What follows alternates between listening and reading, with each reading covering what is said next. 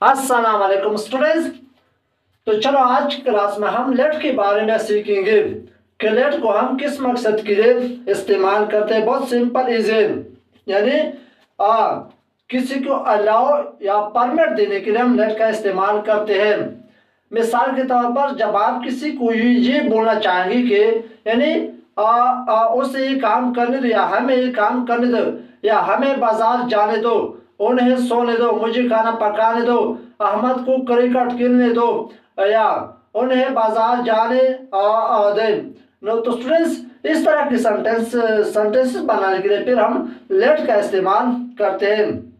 और दूसरे नंबर पर इसका जो उर्दू पहचान है वो भी बहुत सिंपल है। तो जब उर्दू जुमले के आखिर में स्टूडेंट्स ने दो का लफ्ज आता है, यानी जब ने दो का लफ्ज आखिर में आ जाए तो आप समझ लीजिए लेट का जुमला है।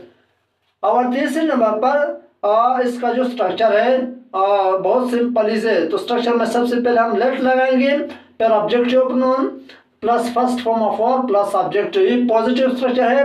और नेगेटिव स्ट्रक्चर में हम सबसे पहले लेट लगाएंगे, फिर ऑब्जेक्टिव प्रोनाउन और plus note plus first form of verb और प्लस ऑब्जेक्ट। तो ये है नेगेटिव स्ट्रक्चर। तो स्टूडेंट्स, यानी लेट में हम ऑब्जेक्टिव प्रोनाउन का इस्तेमाल करते हैं, ठीक है। ऑब्जेक्टिव प्रोनाउन क्या है हमारे पास? Me, us, you, them, him, her, it, ये 7 हमारे पास ऑब्जेक्टिव प्रोनाउन है, ठीक है। यानी लेट में हम इन ऑब्जेक्टिव प्रोनाउन का इस्तेमाल करते हैं। और ये दूसरे नंबर पर है ये सब्जेक्टिव प्रोनाउन है, ठीक है ना।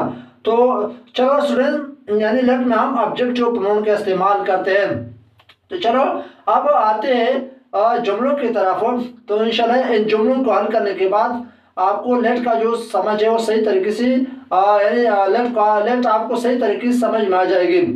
जो पहला जुमला है, हमें बाजार जाने दो।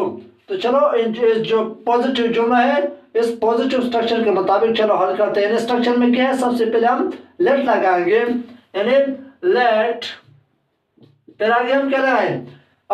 Objective pronoun. ऑब्जेक्टिव प्रोनाउन क्या है? हमें, अस, लेट अस। फिर आगे क्या है? First form of verb let us go, let us go. फिर आगे objective, let us go to bazaar, let us go to bazaar, यानी हमें बाजार जाने दो। तो स्टूडेंट्स चलो दूसरे जुमले की तरफ आते हैं। यानी दूसरा जुमला इसी जुमले में नेगेटिव जुमला है कि हमें बाजार ना जाने दो। तो चलो स्टूडेंट्स, ये जो दूसरा नेगेटिव स्ट्रक्चर है इस नेगेटिव स्ट्रक्चर के मुताबिक हल करते हैं। तो सबसे पहले हम लेट लगाएंगे, लेट। फिर आगे स्ट्रक्चर में क्या है? Objective pronoun let us. फिर आगे नॉट, लेट अस नॉट। फिर आगे फर्स्ट फॉर्म ऑफ वर्ब गो। फिर आगे ऑब्जेक्ट टू बाजार।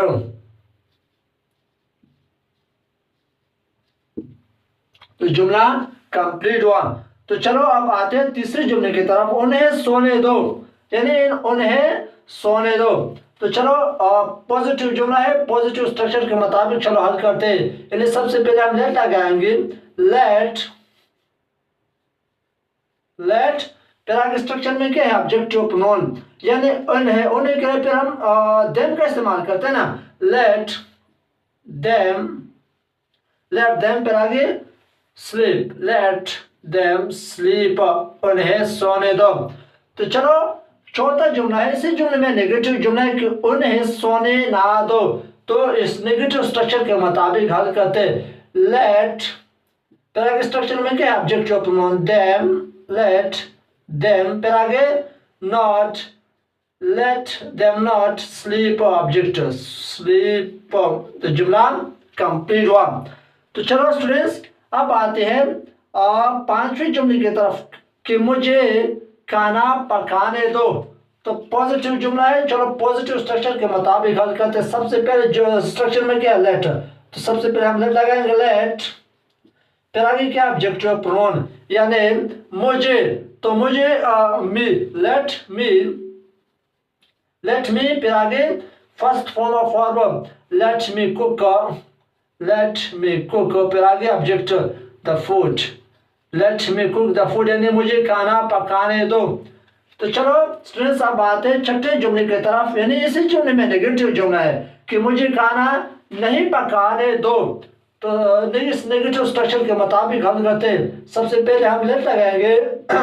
फिर आगे स्ट्रक्चर में क्या है, ऑब्जेक्टिव प्रोनाउन लेट मी, फिर आगे नॉट, लेट मी नॉट, फिर आगे first form of verb cook, फिर आगे ऑब्जेक्ट द फूड, यानी मुझे खाना नहीं पकाने दो।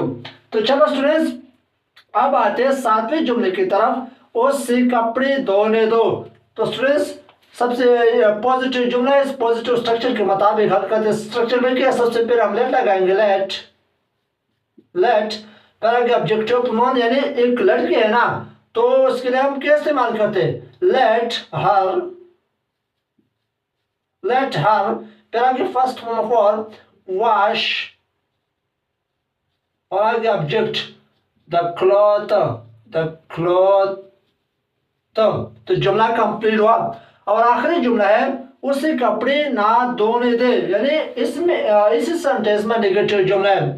तो चलो स्टूडेंट्स, इस नेगेटिव स्ट्रक्चर के मुताबिक हल करते हैं। तो स्ट्रक्चर में क्या, सबसे पहले हम लेट लगाएंगे, लेट, फिर आगे क्या है, ऑब्जेक्टिव प्रोनाउन लेट हर, फिर आगे नॉट, लेट हर नॉट, फिर आगे first form of verb wash, और आखिर में ऑब्जेक्ट द क्लॉथ। तो जुमला कंप्लीट हुआ। तो स्टूडेंट्स, उम्मीद करता हूं कि लेट का जो स्ट्रक्चर है वो आपको सही तरीके से समझ में आ गए होगी।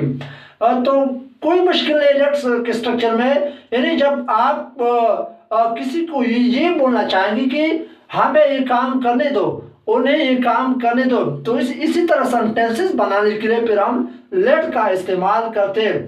तो स्टूडेंट्स, और दूसरे नंबर पर इसका जो उर्दू पहचान किस तरह की, जब आखिर में ने दो का लफ्ज आता है, यानी ने दो का लफ्ज जब उर्दू में आ जाए तो आप समझिए कि लेट का जुमला है। और तीसरे नंबर पर स्टूडेंट्स, इसका जो स्ट्रक्चर है बहुत सिंपल इज है, यानी और ऑब्जेक्टिव प्रोनाउन का इस्तेमाल भी यानी इसमें हम करते हैं ना।